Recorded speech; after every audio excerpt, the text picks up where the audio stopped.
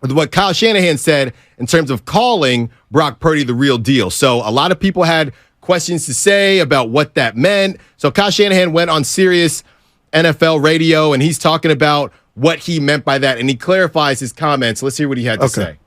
That he's the real deal, and what I mean by the real deal is a legit guy. You don't have questions about him. You don't know that until he plays in games.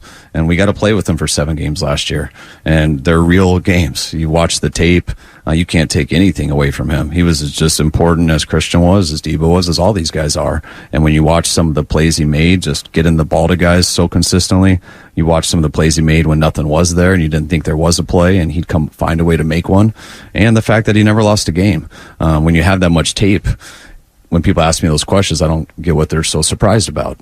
He put it on tape. Now you got to go out and do it again. You got to get healthy, which I think he has. Things do get harder the more you play. But he played a while. It's not just me who says that and thinks that. It's every player on our team. So that's not what we're worried about. We're trying to put the best guys out there. I always say, like most people do, you never stay the same. And Brock played real well in those 7 games, and we expect him to play better this year. Help me out. Did you, on a personal level, did you have a problem with the original statement where he was giving his starting quarterback love? Did you feel like he needed to expand or scratch your head as to why the ball coach would give kudos like he did? No, I think that's what it should be. I think that's... So the guy was just asking him to clarify? Yeah, because people are acting like Kyle said something, I love one kid more than my other kid. Right, but, and this is what we talked about earlier in the week, giving the keys to the franchise, it's not all created equal. And I felt that, and it shouldn't be when you did what Brock did. And I felt like the way they gave the keys to Trey was almost as if we don't really have a choice. And we're also going to bring back Jimmy just in case because we're not really sure. Your boy got in the driveway to go to work. Trey Lance did. Yeah. And I'm here again. I'm not defending Brock. Brock didn't he wasn't handed anything. He earned. They needed him by necessity. He was their last option. Yeah. And he went and hit a grand slam, Allen. He did. So he was given nothing. Exactly. So and I'm fine. That's why I was fine with the real deal comments. But I will say that Kyle Shanahan could also be a politician. And we had Mike Dunleavy Jr. on here yesterday, and all these guys, and he was great. All these guys, make sure you listen to the interview. It's on YouTube and Odyssey app. All these guys, the way that they talk, they say things without saying it, but they're also telling you how they really feel. Hello? Because to me, I'm not taking a step back from what Kyle Shanahan said, but I am thinking that he was also covering his base, because if Brock does stink up the joint, he can say, hey, we said he was a real deal. He had a good run. We never said he was a franchise guy for the next 2-3 years. We never said that we weren't ever going to bring in another QB. We said he came in, he played well, he was a real deal, and he can do the job. That's it. So Kyle is not walking them back, but clarifying to say, we're not hitching our wagon to Brock Purdy for the next decade. We're hitching our wagon to Brock Purdy today for this season. It's game by game, Allen. That's what I don't care what coach gets in front of a microphone and says Allen Styles is going to be here 20 years. The reality is it can change in any millisecond. Right. And you're right. That was politician speak, but it's not a bad character trait. It's what everybody does in the world, our new world. You got to be kind of PC. So right now, I go back to Garoppolo when he came in for those 5 games. Yeah. And of course, they had chopped liver at the quarterback position. Kyle did. See, they were bums. And here comes Jimmy. And those 5 games, it was Jimmy mania. It was Garoppolo mania. Then we kind of found out, he's okay. Then he started getting, he's okay. But now you're the weak link, even though it wasn't his fault, Jimmy, that we didn't win the Super Bowl in 19. Now here we are.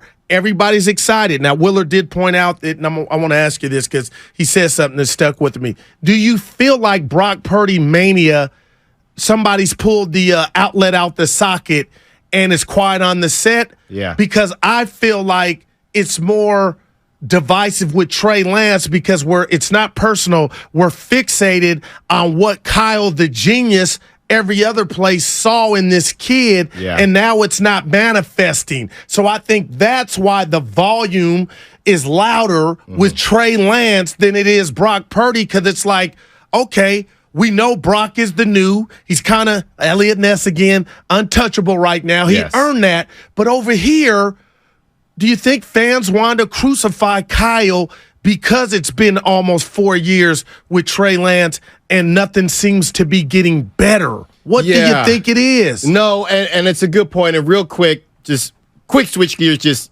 like Fast and the Furious. Real quick, when we talking about the Warriors ticket giveaway, we're going to play a sounder.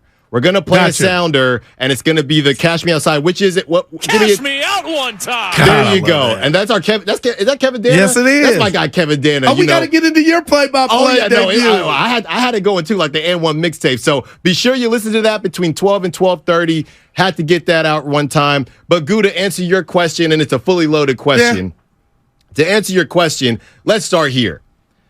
People are all, even if your guy is balling out, who's the most popular player on the team? The backup quarterback. The fan's best friend. Especially when some people feel, and this is not Allen Style speaking, this is me taking what I've been seeing. Artificial AI? This is AI. Okay. This is me speaking about what I've seen on social media. People feel that maybe Trey hasn't gotten, I don't know, I hate the word fair because life isn't fair. We know that. But Trey hasn't gotten the fairest of shakes, right? So Bomani, who was on the morning roast a couple days ago, he ripped a crazy thread. Just this essentially had like 50 jobs. I love Bomani. We love Bo. Yeah, he's got more lives than a cat. And he's basically just destroying the situation about Kyle and saying that even if they hit on Brock Purdy, we can't excuse how they botched the Trey Lance situation. And I've seen Bomani talk about it, and the national media even starting to turn around to say, look, Trey Lance, whether he doesn't work or not, sure, that's on him. But let's not give Kyle a pass and this organization for how things went down. And we saw, so Bomani, you know, he loves to quote tweet people, and people were coming at him with the David Carrs and all these guys that got opportunities. And this happens all the time. You had Colin Cowherd 75%. This happens 75% of the time. So you can fall on either side of the fence that you want. Ultimately, some people are going to feel that Trey got enough. Willard said he thinks that he got enough runway. I personally don't think he did, right? But the bottom line is you got to get it done. And when you don't get it done, that's what it comes down to. What I'll say about Brock Purdy is this. Brock Purdy and what he's done so far, Brock, when you're the golden boy, it does just bug people to a certain extent. And again, not me. This isn't Allen speaking. This is just from what I've seen. AI. Some people feel that for what the narrative for Trey and the narrative for Brock has just been different. Like we said, when Brock throws a pick, there's an explanation, right? And JD, when we talked about this in the crossover, even said, well, it depends on who you follow. I follow all the same people, right? And I think what it is when you're hearing it from the Brock side of things, those are the more guys that have been in the game, the guys that you're used to. The Trey piece of this are the newer journalists, are the newer pieces. So really, you can pick. Everybody has an agenda, Alan. Everybody has an agenda. Well, I don't like that. But I'm just saying that's part of the reason the excitement has waned a bit for, or maybe just seems like it's not necessarily there because it's and I think that Kyle Shanahan going out and saying what he said today might actually help the situation because Kyle's saying, hey, we're not saying Brock is walking on water. But saying, if you did, who do you? That's because he hasn't done enough for that, Gu. No, in my opinion. Okay,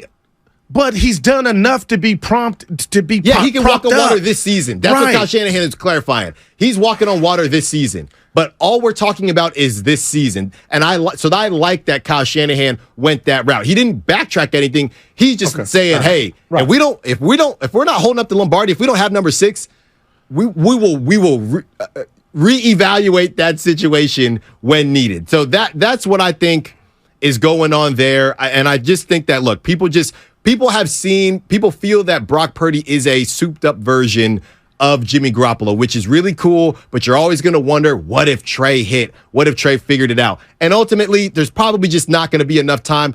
Gu, I know we talk Warriors, the two timelines. Yeah. They're just two different timelines. And we saw...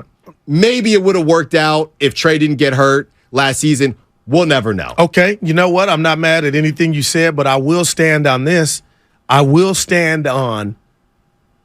not blaming Trey Lance but that starting job in the first year he was drafted was available. Okay, so nobody knows what metric, what mind game, what conversation Kyle had, what physical test maybe Trey had to show that he comprehended the offense and he could be trusted. But I firmly now believe when people say, oh, Guru, the test didn't start because he's year one, he's still a baby, I think maybe there might have been, okay, this kid ain't ready like I thought I could have him ready year one. Okay, nobody else is going to the refrigerator or going to bed thinking, okay, Trey is behind the 8 ball or a missed opportunity per se. I sure wasn't saying it, but now that I'm watching everything play out, Styles, I just feel like I'll stand on that. That's one. Two, I, as a black man, thought and felt that the energy was weird for Trey Lance.